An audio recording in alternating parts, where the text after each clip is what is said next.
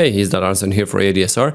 Today I want to teach you how to make a very nice hardstyle kind of screech sound, which sounds something like this.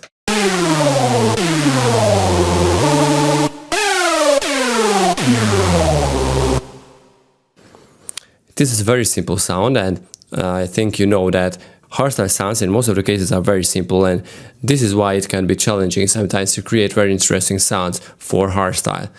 Now, today I want to make an experiment and make a try to make one. So let's initialize the preset, and I want to use basic CJW from the analog folder, which is basically the transition between a sine and a saw wave between some triangle stuff and PVM and other stuff. I want to use the same, so let's go to the menu and copy oscillator A to B. Now I want to use unison, 7 voices on both of the oscillators, and push out the detune because we want very heavily detuned sounds.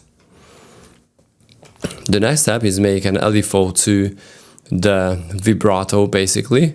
So let's drop LFO 1 on the course on both of the oscillators, and let's push up, but we don't want BPM sync, so let's push up LFO rate to about 20 Hz, and let's see what we get now.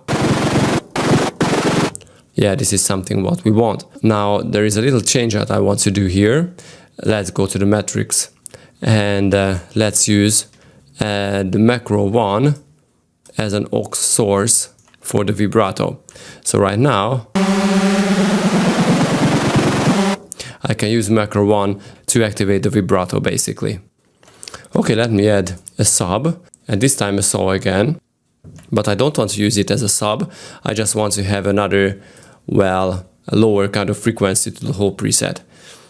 So now it sounds like this.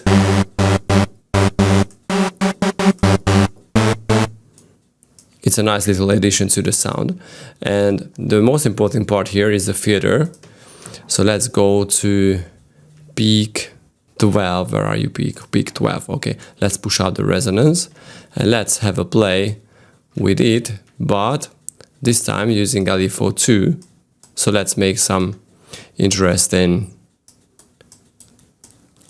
transition or fade when you trigger a sound, when you push a key on your keyboard, and let's make it a little slower.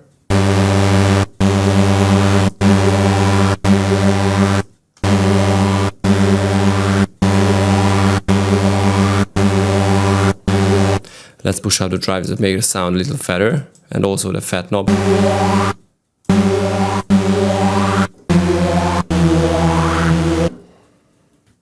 Okay, let's go to the FX and let's add a hyper dimension, like some stereo width to the sound. Not too much, because we don't want to color our sound too heavily. Okay, and the other thing I need is an EQ to make some more drastic peak basically on the sound. But before adding it and tweaking the EQ, let's drop a compressor and like again in multi-band mode. And let's tweak the threshold, push it up and push back the ratio, because we don't want that very drastic compression on the full sound.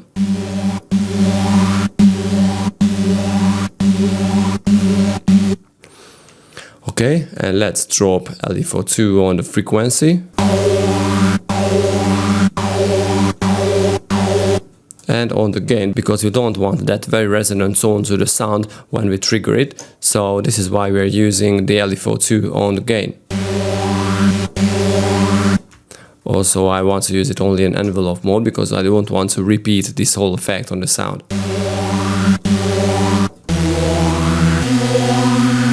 What I also want to do is boost up the highs a little, because the sound is, well, a little too dull now.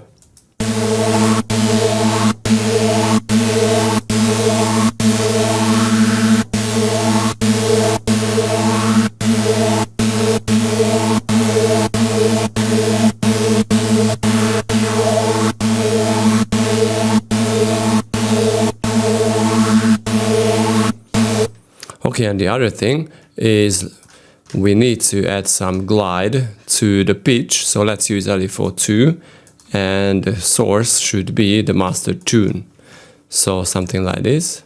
Oh, well, we also want a unidirectional sound.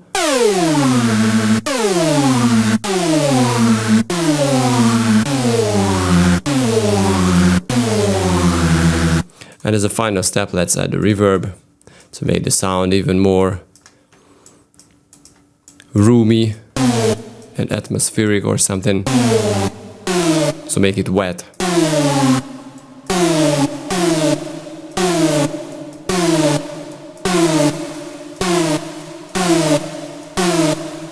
Also keep in mind that a high cut on the reverb can be a smart thing, because, you know, it won't mess up your mix down. Because if you use too much highs on the reverb, you know, your ears will not be able to separate it from the hi-hats, what you use in your groove. So it will just, you know, mess up the whole sound, mess up your whole mix. So definitely you want to cut the highs and even the lows, because I'm sure you know that having too much lows on the reverb can make some very disgusting result, especially on the low, which should be punchy and heavy and thick. So this is why I always cut the lows on the highs, cut the lows and the highs too. So this is the sound itself. I hope you enjoyed it, and see you next time, guys. Bye bye.